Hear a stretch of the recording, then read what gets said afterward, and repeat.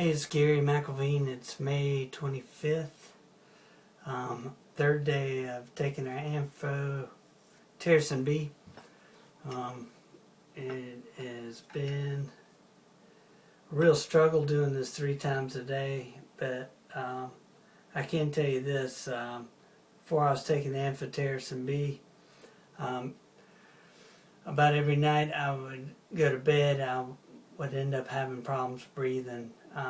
Had serious sinus issues, and I've had them ever since our mold exposure began. But it's when it comes to bedtime with dealing with this stuff, anytime I lay down, I end up having to get back up because I can't breathe. But since I've been doing this Amphotericin B, I hadn't had the problems at night when I've been sleeping, but I do have a problem taking these meds because it's just not normal. It's the most unpleasant thing I've ever done in my life. I'm up to 15 cc's in each nostril, and it has to be refrigerated so it's cold, and that makes it even more uncomfortable.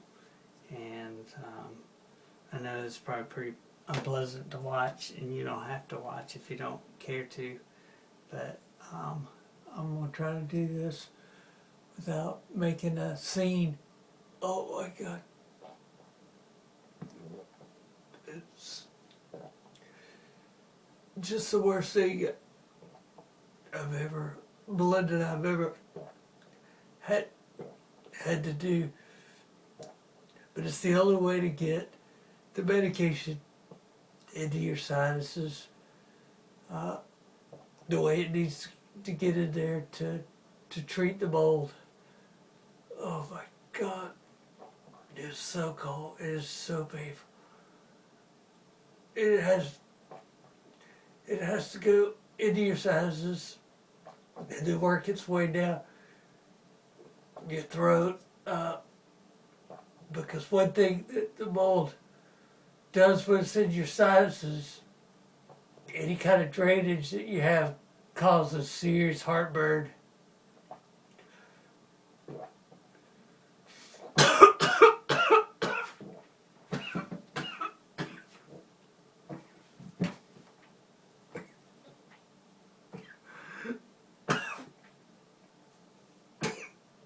Excuse me. Okay, breathe. Sorry. Told you it was pretty unpleasant. We have to do this 3 times a day. Really a lot of fun.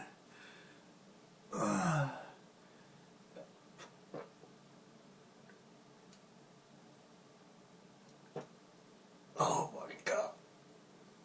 I'm only halfway done. I can't lean forward till I know that when I lean forward it won't pour back out of my nose. It goes, let's come back out. It's actually coming out the other nostril.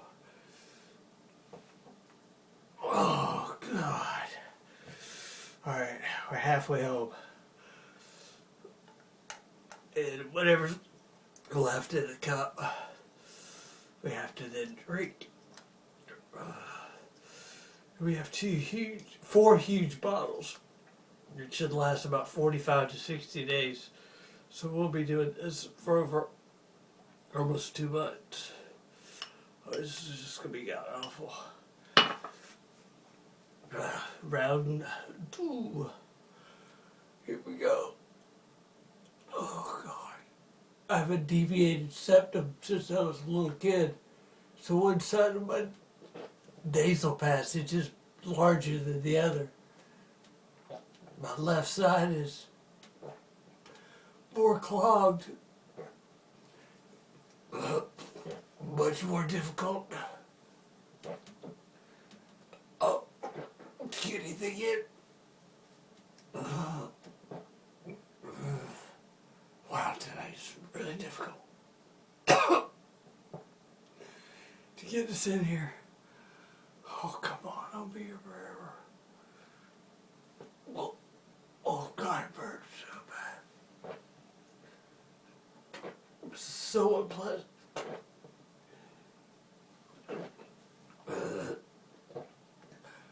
I'm really hoping it's going to help. I've been experiencing hearing loss since I've been exposed to mold, and I have constant ringing in my ears. I know from the outside looking in, many times people look at Melinda and I don't think that we are really all that sick, but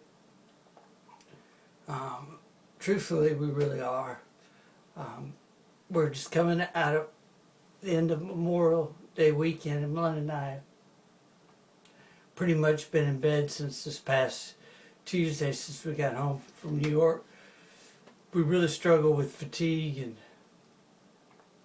different types of joint pain, and since we've been doing this, one of the side effects is fatigue.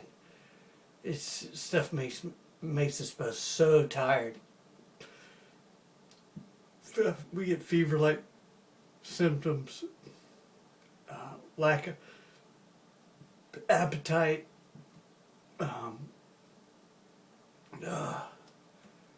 just really makes you feel real crappy.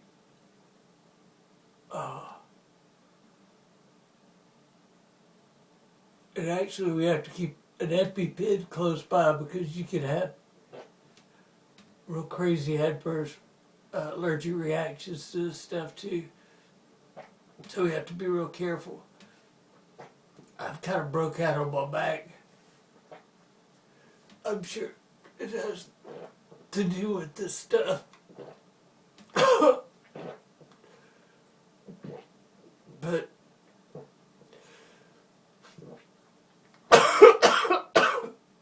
most people that have had to deal with mold exposure can do a lot of home remedies, stuff like this. It can be very beneficial, but the biggest problem Melinda and I have run into is our extended exposure, not being able to discover what was causing us to be sick, to later find out that it was environmental, and we had continued to be exposed during that time. The reason our exposure is so extreme and so critical. The two doctors we've seen so far, environmental-wise, have both expressed that Melinda's probably one of the most extreme exposure cases they've ever had to treat. And Melinda's black mold stachybotrys exposure, that particular type of mold, is it just takes a lot longer to recover and treat somebody with that kind of exposure. For some reason, I didn't seem to be as affected by the stachybotrys as Melinda, but I still was exposed to the other molds, and we both are suffering in different ways from our exposures.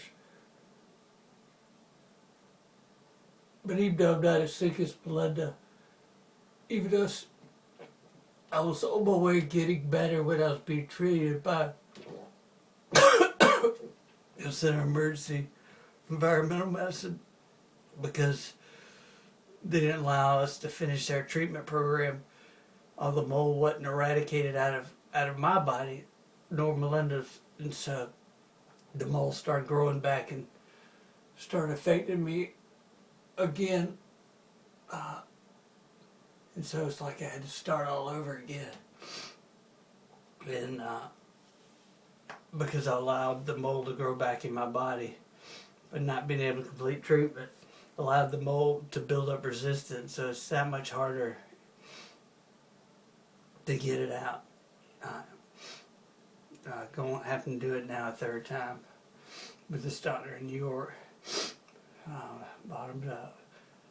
Now I'm just supposed to put this in my mouth and swoosh it around my mouth and then make sure I can get it down my throat. Give it a good coating.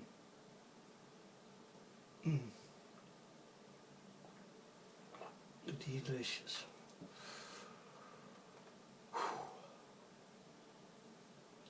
Oh, I still have one. I have to do this one more time before I go to bed. It's already like 9 o'clock at night, so I got a late start getting the second dose in, so I'm probably doing this again about midnight. So if you're around, you're welcome to join me. If Melinda and I can shed any more light or help anybody else with their understanding or leading them in the right direction to find treatment, detoxing, we're here for you in any way we can. We're in it together.